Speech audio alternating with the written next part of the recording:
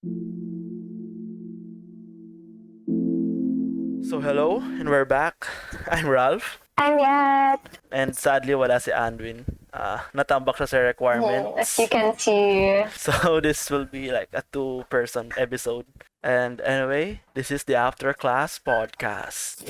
So parang ang laki ng interval between the last episode. yes, So it's been a hot minute. so it's actually as the day of this recording is birthday ni Jillian. Shout out Jillian. Hi. Shout out, Julian. I'm, Kahapon si Steffi. so Alala ko yung birthday ni Steffi kasi password niya yun noon sa niya, sa iTouch niya. Alam mo ba yan? siguro nung time na hindi ko pa close si Steffi. So, hindi kami sure kung kailan namin ito i-upload. Like, kung kailan specifically. So, anyway. Because we're all busy talaga. Oh my God. So, Harriet, how's the last few weeks? Well, it was okay naman. Pero kahapon, sobrang down ko kasi after nung 3-hour class namin. Parang sobrang tired ko. And nalungkot talaga ako kasi naisip ko, ang tatalino ng mga kasama ko. Parang, oh my gosh, tama pong nandito ako. Ganon. As in, sobrang napaano talaga ako. Sobrang nasad ako. So, natulog na lang ako pagkatapos. Oo. Ganon. Sobrang lungkot. Itinulog ko na lang. Tapos ngayong araw naman, I think medyo nag-bounce back naman ako to some extent. Kasi I don't usually do this ngayong college. Ewan ko kung ikaw, ganun ka pa rin. Pero hindi na ako bibo talaga sa klase. So, minsan na lang din ako mag-recite. Pero nag-recite ako today. Yes, I did it for myself. How about you? How did you do? Last week, hindi ganun ka-eventful. Pero, ang ano kasi, ang nangyari, end of the term na namin next month, or, yeah, next month. End of the term na dapat namin. So, ang nangyari kasi, sobrang onting time na lang for that final term. So, technically, a month and a half na lang. So, ang dami namin kailangan i-cram last week na topic. So, lalo na sa Gen Ed namin, kasi may specific na ginawa yung UST regarding Gen Ed this quarantine. So, ang nangyari is parang 1 month of this, no, not even 1 month, 1 week of discussion, diretso like take na ng exam na similar yung makuha naming date for like a preliminary exam. Parang ganun ka-rush sa time. So, doon lang mahirap na part. Pero, ano, siguro, like, pag nag-relate ako sa sinabi mo out sa pagiging bibo. Siguro, bibo lang ako in a sense that ako lang yung sumasagot kapag nagtatanong yung prof na, andyan po ba kayo? Ako yung nagtitake ng call. Pero, At least, malaking bagay din kaya. at first, syempre nakikinig ako sa prof, pero, syempre, since online, mag-drift yung mind mo sa ibang bagay, madidistract ka talaga. Oo. So, parang, half nakikinig ako, half nag-cellphone. So, pag nagtanong yung prof, re-reply na lang ako para hindi sila ma-demotivate mag-discuss, right? So, Anyway, so moving on sa main agenda natin ngayon. So, nag-decide kami ni Harriet na mag-move away muna dun sa like serious na topic since gusto namin makuha yung side ni Anndwin or like yung opinion niya regarding those pag nag-discuss kami about it. So, mag-ask lang kami ng question sa isa't isa. So, ano yung favorite words mo, Harriet? Like, or favorite word if isa lang man. Pero pag marami, sige. Ano yung favorite words mo in general? English or isang Tagalog? background muna, bakit mo naisip na gawing topic to? I'm curious. Parang saan nanggaling?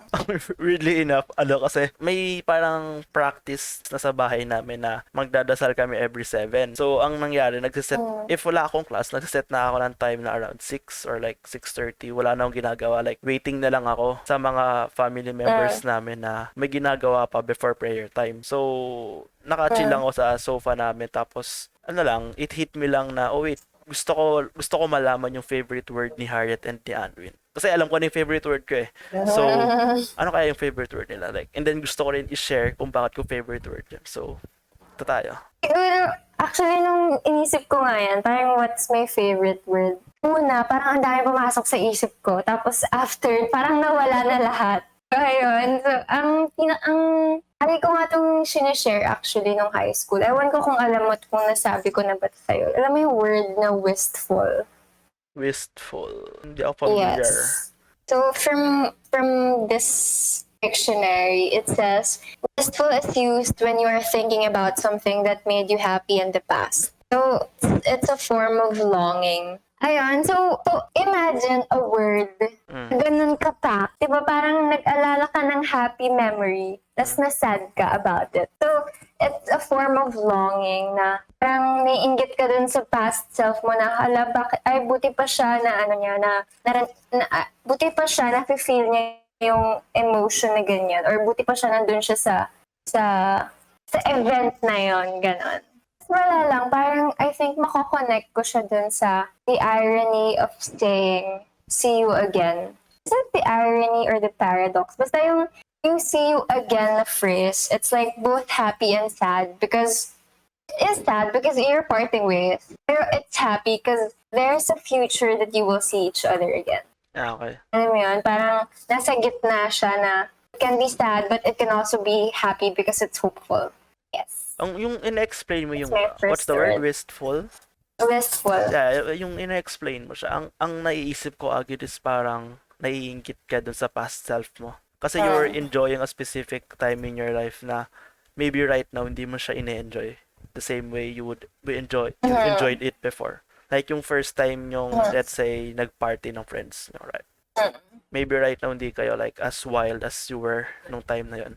Okay, you're thinking of a moment with your kunwari, grandparent who passed away already. Parang when you think of that happy memory, you get sad because it's parang they're not here anymore. Ganun. I mean, like, it's interesting for me that there's a word na you can unpack. But parang there's so much in just one word na isipin mo na, alam mo yan, yung when you use it, parang kapag kasi you use kunwari missing, kasi it's almost the same thing, you're missing something. Pero hindi siya eh, it's different from wistful. Kaya nga lagi ko sinasabi na even if two words are synonymous, they're not totally similar. Wala lang, ayun lang. I'm so happy about words. Sobrang wala lang, okay. Ikaw din ba? As in, do you love words? Ang hirap kasi ano eh, ang dami kasing interpretations sa isang word, right? So, like before, diba, na-bring up ko sa inyo yung word na pagiging toxic, right? Pero yung gusto kong context doon is like, in terms of playing games, right? Pero save natin sa later date yung discussion na yun. So, ang dami kasi interpretation sa isang word na may times na nai-irritate ako if nabo-blow up yung isang interpretation, and dahil doon like na-shadow na yung isa pang interpretation ng word na yun. So, mixed feelings, pero in general, I like words. I mean, di ba reader ka din? Naalala ko, alam ko, mahilig ka rin magbasa eh. Yeah. Kasi like, like yung alam mo naman, yung binabasa natin before, like yung grade 8, grade 9 tayo, is mostly fiction books, right? So parang in a way, dahil dun sa words, nakakapag-imagine tayo ng scenarios na hindi possible sa atin, pero at the same time, ini-enjoy natin, ma-imagine. Kasi like, what if there's a similar event sa real life in the future, diba? It's so fun to imagine lang. So, actually, sobrang fan din ako ng words na, or like yung phrases na, parang kapag sinabi siya, you really imagine it happening. Like, kunwari yung, sinasabi lagi ng Tironas yun eh, yung mean what you say and say what you mean. You have to show her what you wanna say, not tell it. Get me? Parang, anong tawag doon? May word na yun eh. Hindi ko maalala. Basta, kunwari yung cliche line na, I love you so much it hurt. Bro, parang sa akin, sobrang lalim nun. When you think of it na, the person who said that really means it. Diba? Yung feeling na sobrang intense ng love mo na it hurt. I don't know, I think for me, it's not fictional. I mean, I felt it. I think, ayun lang, parang, may nakikita kong trend sa mga pinipili mong, like, mga ginamit mo examples. Like, yung una, yung wistful is, like you said, feeling sad when remembering happy memories. So, and then yung, you love someone that it hurts. So, parang, sa love is, di ba, dapat happy ka, pero nag-hurt ka. So, I can feel a sense of irony here. So, is it irony? Irony ba? Pwede na, oo. Ewan ko, but then, ganun, alam mo yun, loving to the point it hurts. Ayun, and like, bleeding. Ewan ko talaga, hindi ko alam bakit ako ganito. Basta I love intense. So, moving on, yung favorite word Moving ko. on. Hindi, kasi wala na akong maisip na i-bring up dun sa intense na last sinabi mo. So, moving on, yung favorite word ko is the word beautiful. Ay, Ooh. yeah, yun yung original word na naisip ko while thinking of this topic. Kasi, I think the word beautiful is beautiful. Ano siya, like, universally positive siya. Like, you can use it in any context and most probably, positive yung feedback na makukuha mo. So, let's say, gamitin mo siya sa context na in terms of artwork. Pag sinabi mo beautiful yung artwork ng isang artist, positive, right? And then, let's say, sports geek ako. And I was commentating sa isang play sa basketball. So, I can use the word beautiful to describe what happened, right? He made a beautiful pass. So, iniisip mo agad if a beautiful pass, ibig sabihin, more than the ordinary pass yung ginawa niya, right? So, sobrang positive lang nung word na you can never go wrong with using the word beautiful to describe someone or something. Diba? Kasi I don't know, may sense, may naging problem din kasi sa word na beautiful na for the longest time, hindi ako sure kung paano siya i-write. Hindi ako sure sa spelling niya. So like, Ako yung sinasabi, beautiful. yes, same. Doon ako naging sure sa spelling niya. So like, ayun, nag-iwan na ng impact sa akin yung word na yun. So, ayun yung favorite word ko. Actually, parang nga sa akin, hindi, di ba sabi mo, like, you can use it in any context. Para sa akin naman, parang may feeling, alam mo yun, it has a sense of high degree. You don't just say it to anything. Alam mo yun, parang something can be pretty, but it's not beautiful. Something can be sexy, but it's not beautiful.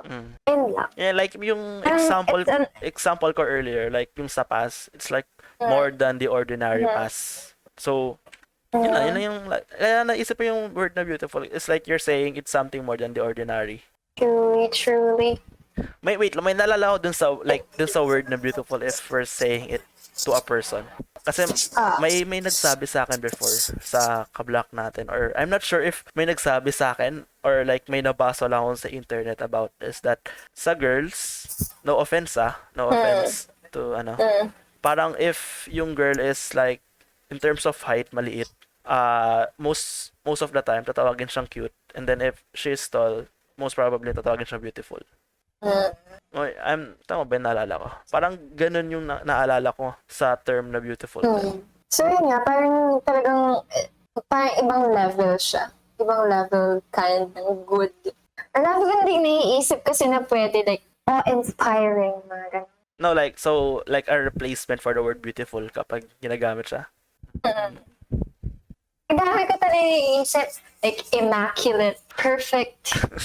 Naalala ko tuloy si Philip kasi mayroon minsan, kasi seatmates kami nung grade 10. Tapos, naglalaro kami may nakita kami parang chart parang very good. Pag you wanna say very good, don't say very good. You say excellent. Yeah, I saw that too. Yeah. Ganon. I love that. Tapos kini-quiz namin yung isa't isa. Like, very clean, immaculate, ganon.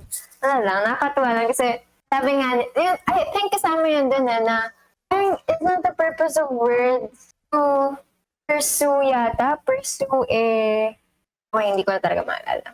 Basta parang yung sinasabi lang dun na don't be lazy about it. You just put very. You have to know what you really have to say, what you can use. Convey that, whatever you want to say. Legit, gets ko yung sinasabi mo. Kahit medyo kulang-kulang yung sinasabi mo.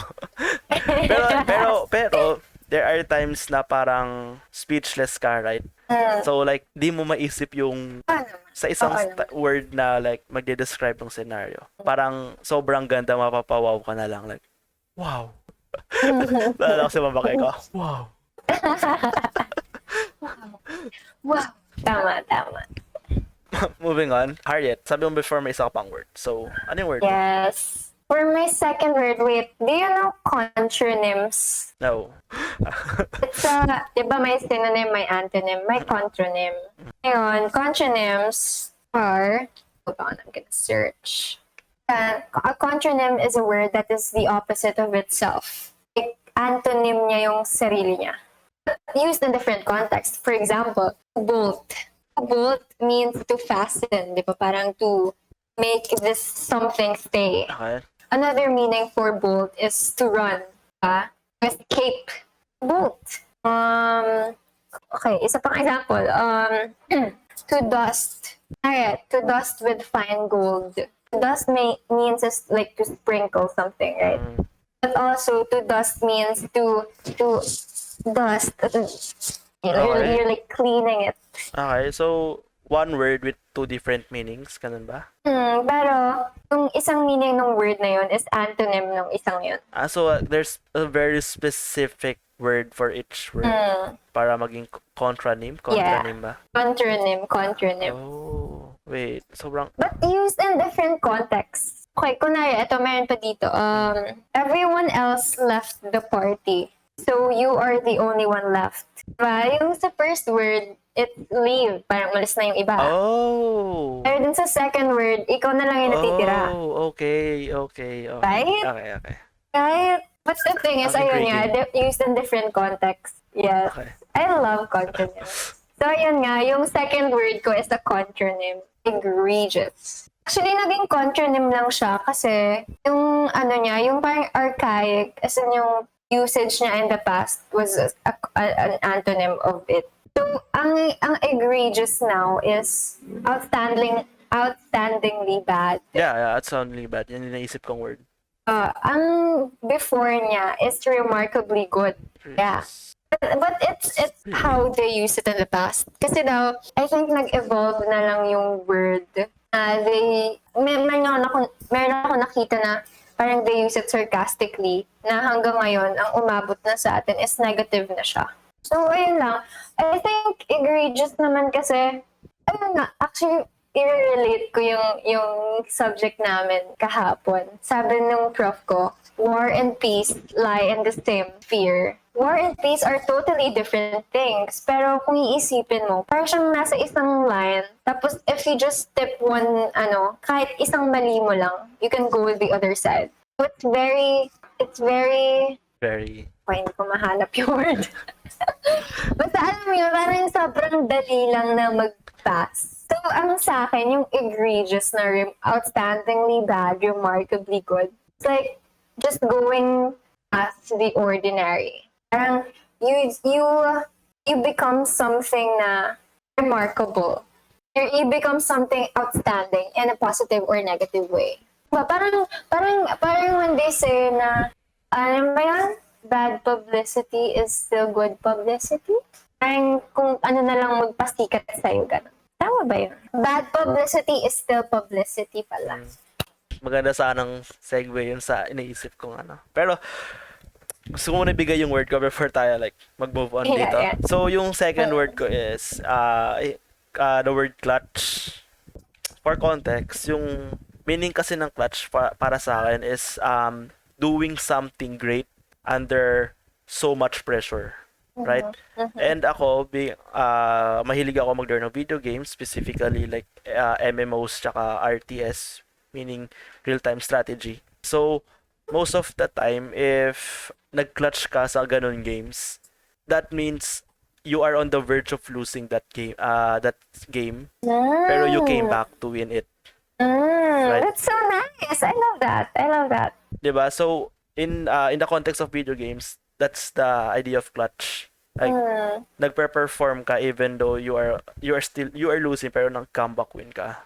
Gusto ko rin yung word na clutch kasi parang outside of video games, nagamit na rin siya as slang para sa mga friends, right? So pag let's say gumawa tayo ng group project and then nagkaroon ng mistake sa isang part ng project natin na kailangan maayos agad. Pero like, you're the only person who can do that. Tas limited lang yung time mo. Parang yung sasabihin sa'yo, pag nagawa mo yung work, right? na-correct mo yung mistake, sasabihin sa'yo, ang clutch mo naman. Mhm. Diba? Ang clutch mo naman, grabe, clutch. Ginaganon ka. Like, magandang, para sa ano lang, ang gandang feedback lang, or like feedback, or ang gandang compliment lang kapag ng word na clutch if may nagawa ka under so much pressure. I love that. Actually, parang una ko siyang narinig in a basketball context. Yes, basketball context. Like, let's say, buzzer beater, mga 1.5 seconds left, tapos nakahit ka ng miracle na shot. What a clutch shot by this player, 'di ba?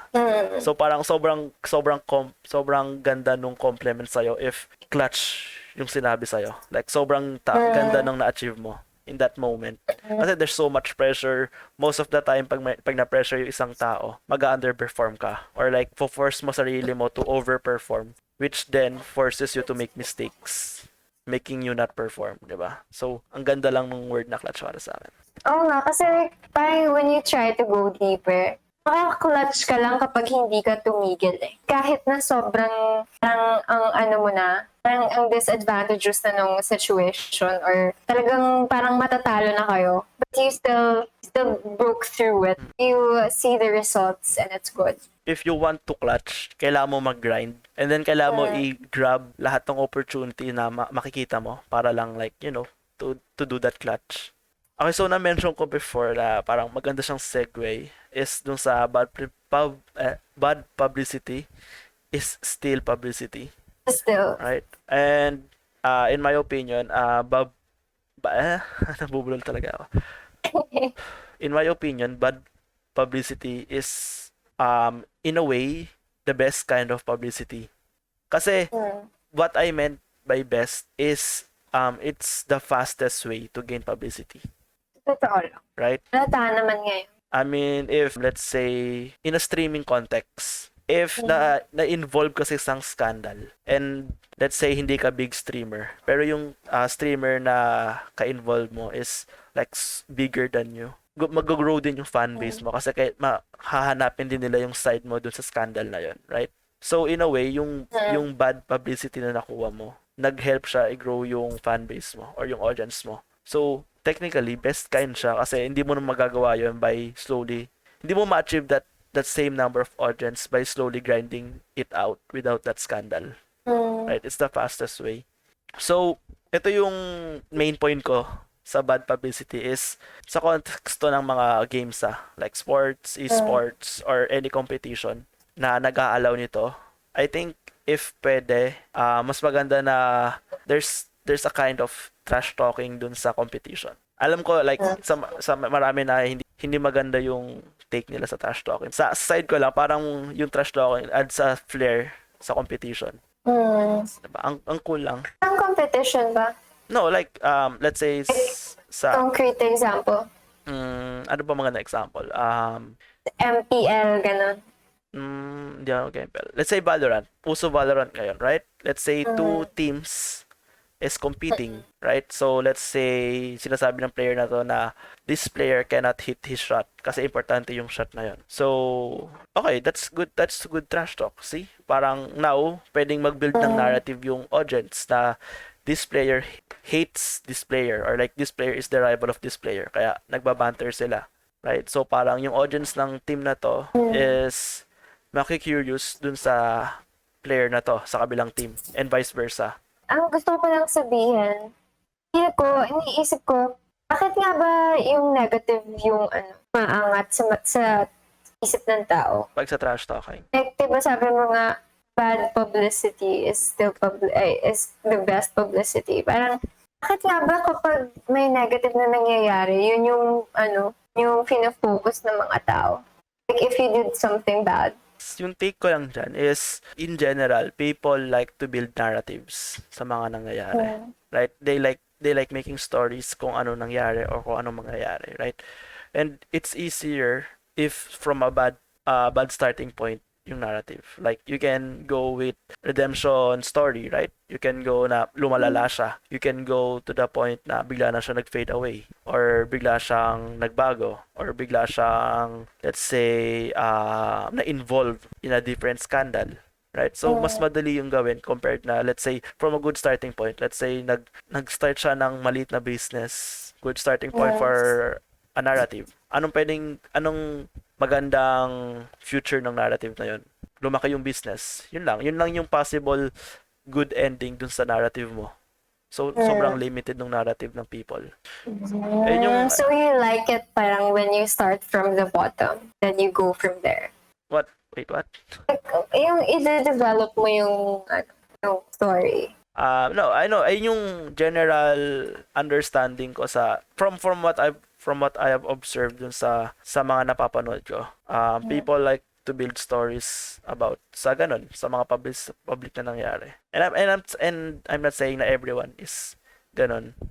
Pero marami yung sa nakikita ko marami yung ganun. That's why nagbo-blow up yung mga scandal sa internet. Parang niisip ko na it's something that we have to change. Like, bakit nga ba parang pinagpipiestahan pag negative yung lumalabas?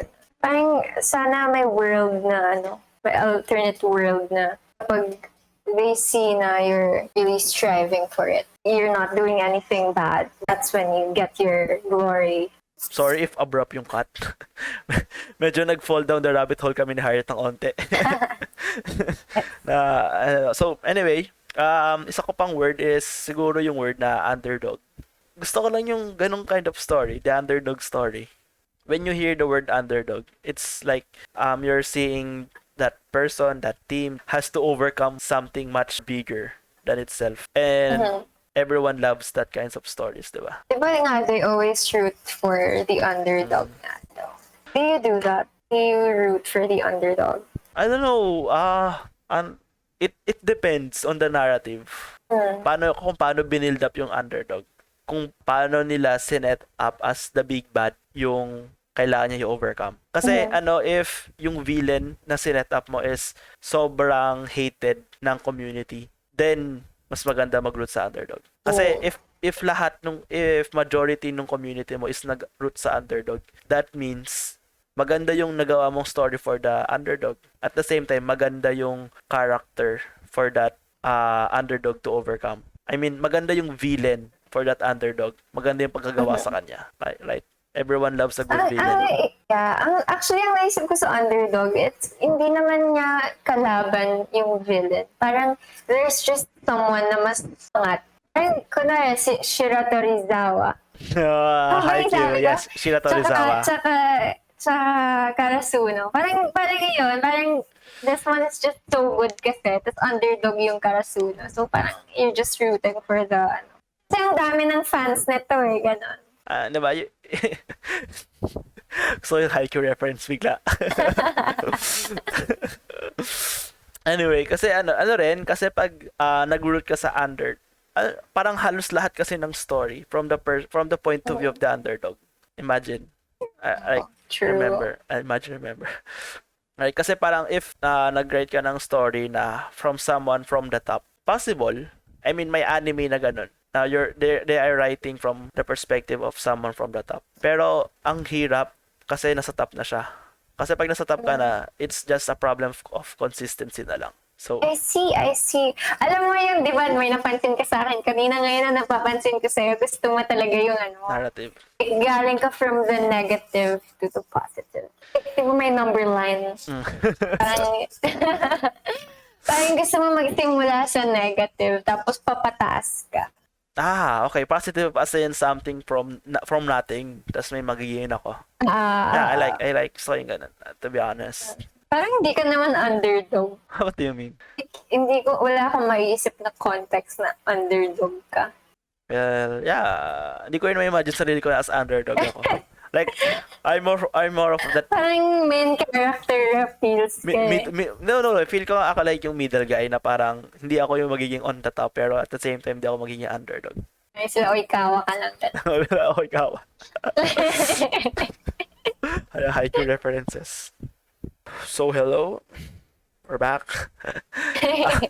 So, I think that is all for this episode.